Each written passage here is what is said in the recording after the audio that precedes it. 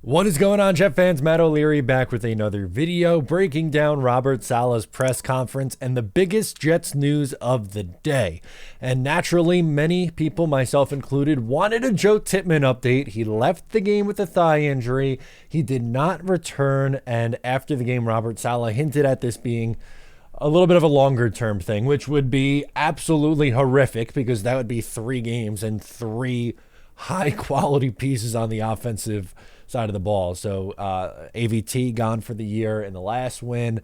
Aaron Rodgers, obviously we lose Aaron Rodgers in week 1 and potentially now Joe Tippmann in week 3. But the unfortunate news is no update yet on Joe Tippmann. They're going to wait until after the bye week to get a better read on this, which kind of just leaves you in limbo for a week.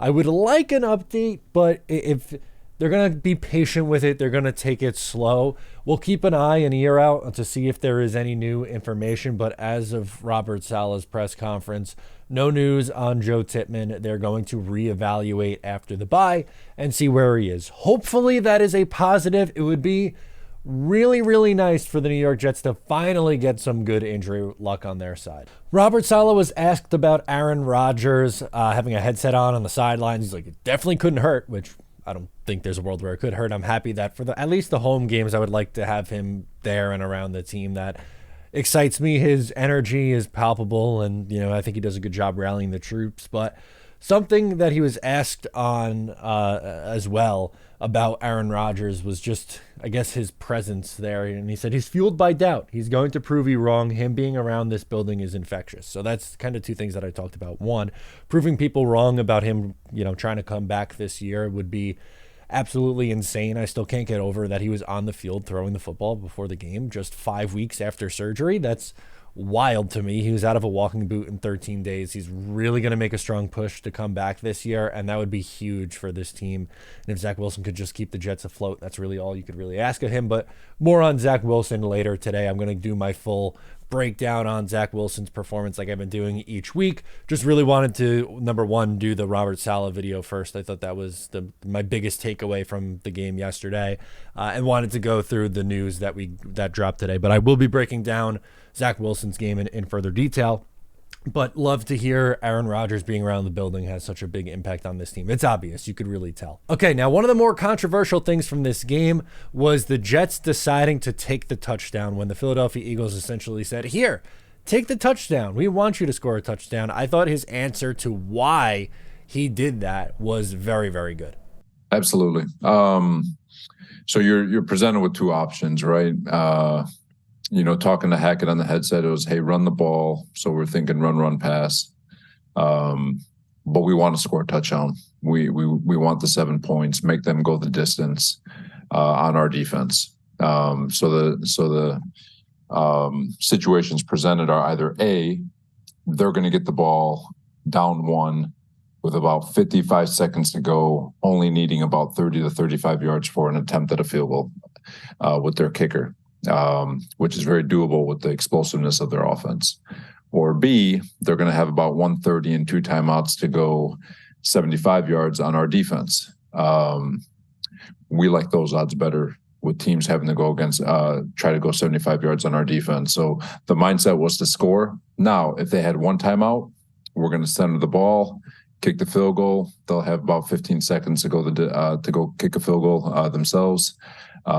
That's a completely different situation. But because they were still going to have a minute, which is still an eternity in football, to only have to go 30 yards, you have a better chance of keeping, in our opinion, with our defense, keeping them from going 75 yards than you do 30 yards. One, I think his explanation makes 100% sense to me. It makes a ton of sense why they wanted to do that. But also, how good must that feel as a defense for him to have that confidence in saying, okay, let's make them go down the field and score a touchdown, go the whole distance and score a touchdown, when they have absolutely balled out in the second half on the defense every single week. They've been stellar. They've allowed 1 touchdown on defense, 1 in the second half of 6 games. That's incredible. Incredible stuff. So I agree with his confidence in the defensive side of the ball, or on the defensive side of the ball. You take the points any way you can, and you never know what could happen if you're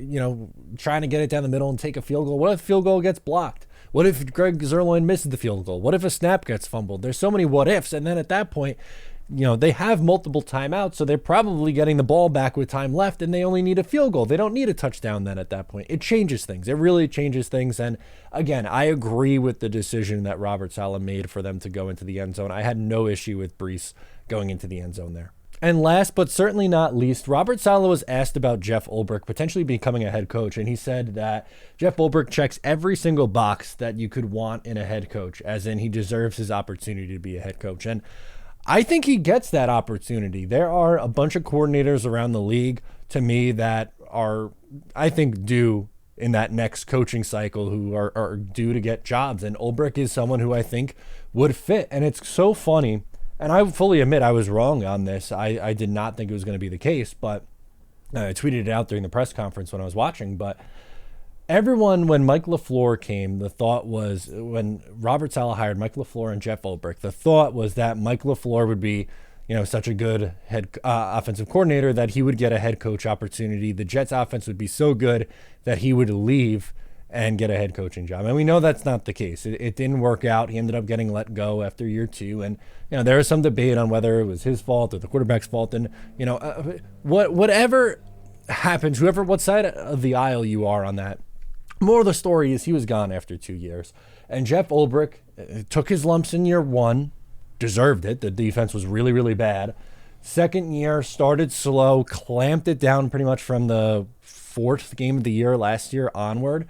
And this year has been absolutely stellar. This is a really, really nice performance from Jeff Ulbrich, and he deserves a lot of credit too. I did my video earlier today where Jet fans, need to give Robert Saleh more credit, and I stand by that. I think that's the case, but Jeff Ulbrich deserves credit for this defense playing the way that it does as well. And while it would stink to lose Jeff Ulbrich, I would wish him well, unless he's going to a division rival, which I don't think anyone in the division is changing coaches this year, but you never know.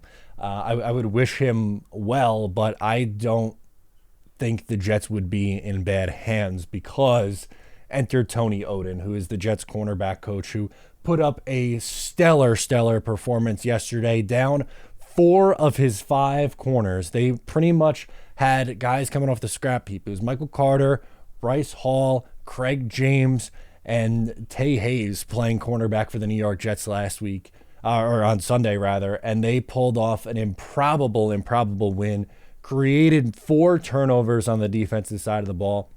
If Jeff Ulbrich does leave, I think the Jets would be in very good hands with promoting from within. This is a really good defense. I think you promote from within. And I know we could talk about this, more down the line when this actually happens or if it actually happens.